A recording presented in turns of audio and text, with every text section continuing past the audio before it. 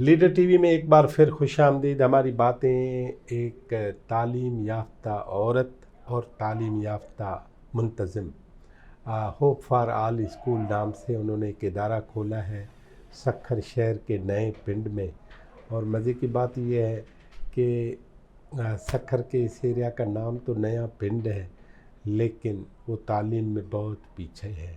तो उस तालीम में पीछे रहने वाले नए पिंड के लोगों में एक छोटी सी शम्मा जलाने वाली राबिया मिर्ज़ा से अभी मेरा सवाल ये है कि तालीम के बारे में सोसाइटी का क्या रवैया है, पेरेंट्स का क्या रवैया है? हमने एक कौम होने की हैसियत से हमारे यहाँ हमने तालीम को सीरियस नहीं लिया, बहुत कम। अगर हम 100 में से रेशो निकालें तो मुश्किल से 4% लोग हमारे मुल्क में होंगे, वो भी वो क्लास है जिनको हम पहुंच नहीं पाते, क्योंकि हम मिडिल क्लास फैमिलीज़ हैं।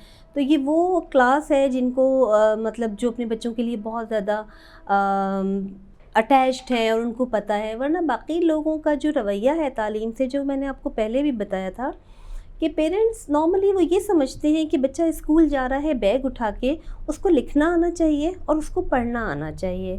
तालीम का जो एक पूरा जो एक अगर मैं कहूँ कि एक दायरा है, जो एक पूरी एक कंक्लूजन एक कंक्लूसिव अप्रोच होती है एजुकेशन की, तो वो बेसिकली हमारे यहाँ पेरेंट्स को नहीं पता। बच्चे तो बच्चे हैं। मैं हमेशा कहती हूँ कि हमारे तो पेरेंट्स को बहुत काउंसलिंग की ज़रूरत है। आप करती हैं? एग्जैक्टली हमारे यहाँ hope for all school system में मैं ट्वाइस अ मंथ, कभी कभी थ्राइस अ मंथ भी, वरना ट्वाइस अ मंथ या once a month, it depends upon the schedule, तो हम पेरेंट्स काउंसलिंग करते हैं। उसमें ये इसलिए ज़रूरत पेश आई पेरेंट्स काउंसलिंग की। 100 बच्चों में से कितने वालिदैन आते हैं? हमारे पास अच्छा, ये भी एक बड़ा अच्छा सवाल है, क्योंकि शुरू में तो वालिदैन सीरियस नहीं थे। जब हमने उनको घर से बुलाया तो बिल्कुल सीरियस नहीं थे, उनको कोई गर्ज नहीं थी उनका बच्चा क्या, बस उनको ये था कि स्कूल का बस्ता लेके बच्चा स्कूल जा रहा है, बस वो स्कूल में क्या कर रहा है क्या नहीं उनको कोई फिक्र नहीं थी। जब हम होमवर्क बच्चों को देते थे और वो नहीं होकर आता था, या किताब फटी हुई है या कॉपी नहीं है बैग के अंदर, तो फिर हमने वालिदैन को इन्वॉल्व किया। उसमें से बहुत सारी चीज़ें ऐसी आई जहाँ पर वालिदैन आपस में ही घरेलू झगड़ों के और जो हम मौशी मसाइल और जो हम मौशरती मसाइल में घिरे हुए थे, तो उसके लिए भी कुछ ऐसा भी था कि कपल के तौर पर मियाँ बीवी में जो मसले मसाइल होते हैं उसकी भी हमने काउंसलिंग शुरू की। दोनों मियाँ बीवी को बिठाया, दोनों पेरेंट्स को बिठाया और उनके मसाइल सुने और उनका जो हम उनकी काउंसलिंग कर सकते थे वो हमने की। फिर दूसरा, वालदा जो थी, ख़ास तौर पर मदर्स जो थी, उनको बहुत स्लोली एंड ग्रेजुअली अब ये रियलाइज़ होने लगा है, and I am really very satisfied and happy to see the result of the children कि जो माएँ आती हैं रेगुलर बेसिस पे, लेट सपोज़ अगर हमारे 163 बच्चे, उसमें किसी घर के 4-4 बच्चे भी पढ़ते हैं ना, तो अगर 100 का रेशो मैं निकालूं तो हमारे पास 55 to 60% माएँ आती हैं।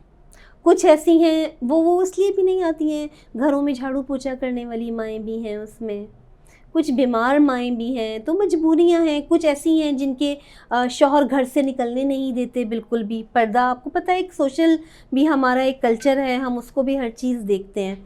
तो अल्हम्दुलिल्लाह बहुत अच्छा रिस्पॉन्स है इसमें, बच्चों की प्रोग्रेस पे बहुत अच्छा रिस्पॉन्स है। आपके ख्याल में सोसाइटी को क्या करना चाहिए कि तालीम बढ़े? बच्चे की जो पहली दरसगाह होती है ना, वो उसकी माँ की गोद होती है। नहीं, वो पढ़ी लिखी नहीं है, अब क्या करूं मैं? बाप भी पढ़ा लिखा नहीं है। सबसे आप पहले मार्जिनल कम्युनिटी में है, बच्चे, झाड़ू पोछा देने वाली माँ है और मजदूरी करने वाला बाप है, उनको तो कुछ पता नहीं ABC क्या है, अलिफ बे ते क्या है। तो आपको ये किसने कहा कि एजुकेशन का मतलब ABC और अलिफ बे होता है? तो हमारे नाज़रीन को बताएं। बिल्कुल, मैं इसी पॉइंट पर आ रही थी। हाँ। बेसिकली कि देखिए, माँ की गोद पहली दरसगाह होती है। इससे कोई फ़र्क नहीं पड़ता कि माँ स्कूल गई है या नहीं गई है। वाह। तालीम जो है वो सिर्फ लिखने और पढ़ने का नाम नहीं है। माँ बच्चे को लिखना पढ़ना नहीं सिखाती, माँ उसको सोशल वैल्यूज़ सिखाती है, किस तरह बैठना है, कैसे उठना है, कैसे साफ़ सुथरा रहना है, किस तरह चलना है, ये तालीम है। This is the basic education जो बच्चा अपनी घर से लेता है, ये वैल्यूज़ हैं। हमारे यहाँ ये निगलेक्ट हुई हुई हैं। तो ये बड़ा एक रॉन्ग कॉन्सेप्ट है। लोग कहते हैं कि पढ़ी लिखी माँ, आप किसको, मैंने तो पीएचडी औरतों को जाहिल देखा है।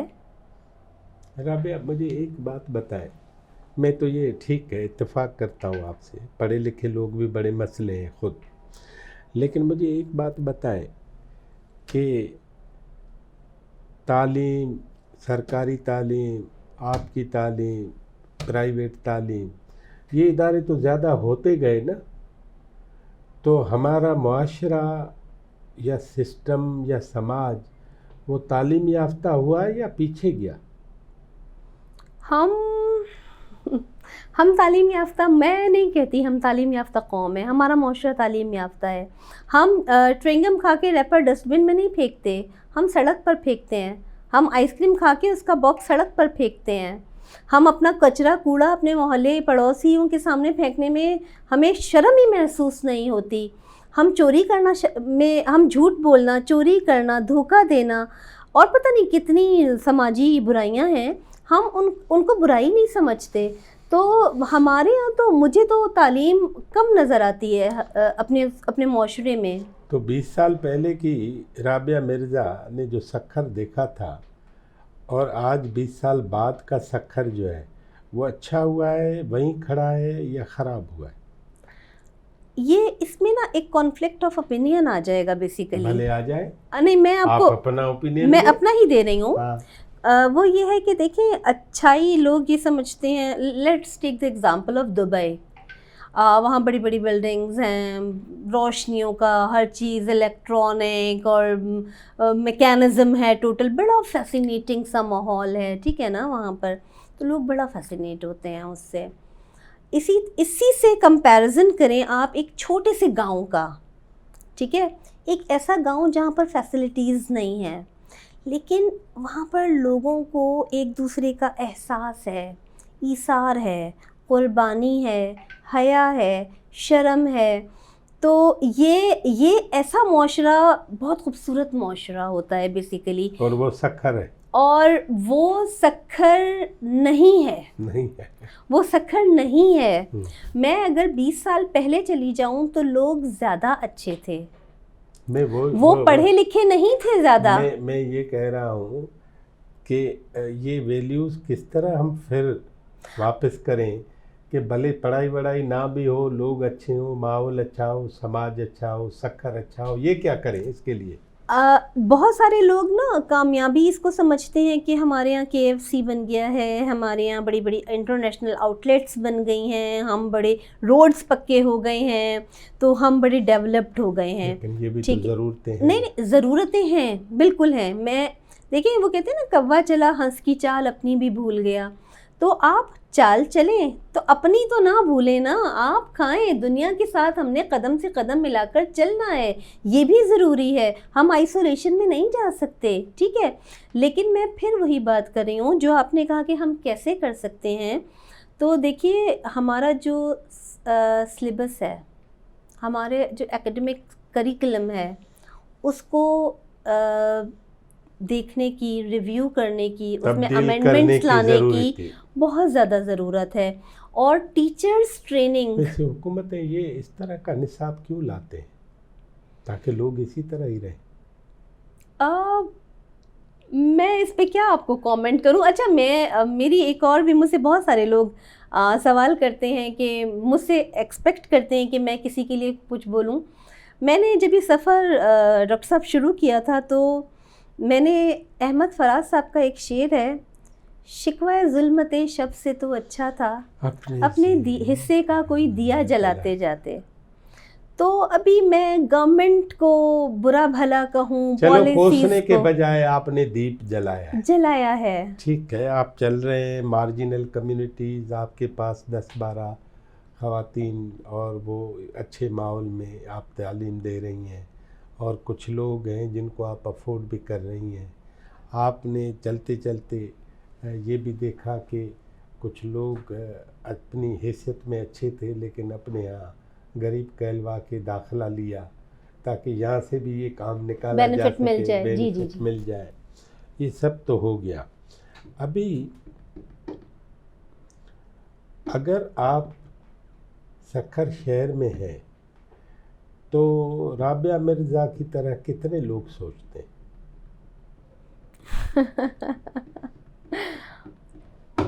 मैं तो सिर्फ राबिया मिर्ज़ा को जानती हूँ। अच्छा, ठीक है। ठीक है, लेकिन मैं हमेशा एक चीज़ पे बड़ा फोकस्ड हूँ अपने इदारे को लेकर, उससे जुड़े हुए लोगों को लेकर, जिसमें मेरे पास वो ट्रेनीज़ भी हैं जो शाम को उसी प्रेमिसेस में सिलाई कढ़ाई भी सीखती हैं हमारे Very पास, good. हम ख़वातीन को भी, क्योंकि माँओं को मसाइल ये थे। देखिए, एक झुंझलाई हुई गुर्बत ज़दा माँ अपने बच्चों को कुछ अच्छा नहीं सिखा सकती, बिल्कुल ठीक।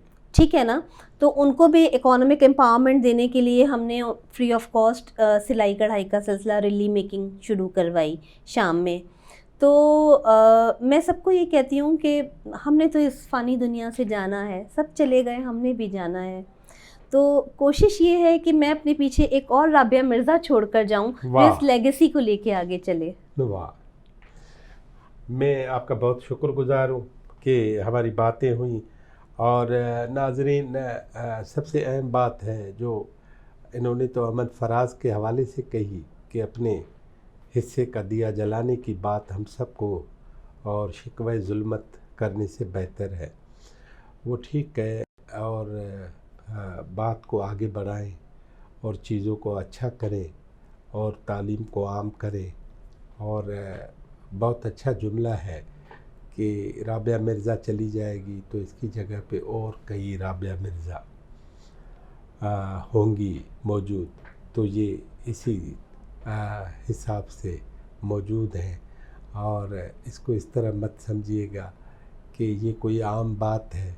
163 बच्चों का एक स्कूल चलाना, उसमें आप समझें कि एक मिशन के तौर पर मुफ्त में तालीम देना, और उसमें बच्चों की जो माएँ हैं उनको फिर सिलाई कढ़ाई, आप ये न समझें कि कोई मछली खिला रही हैं, बल्कि मछली पकड़ना वो भी सिखा रही हैं।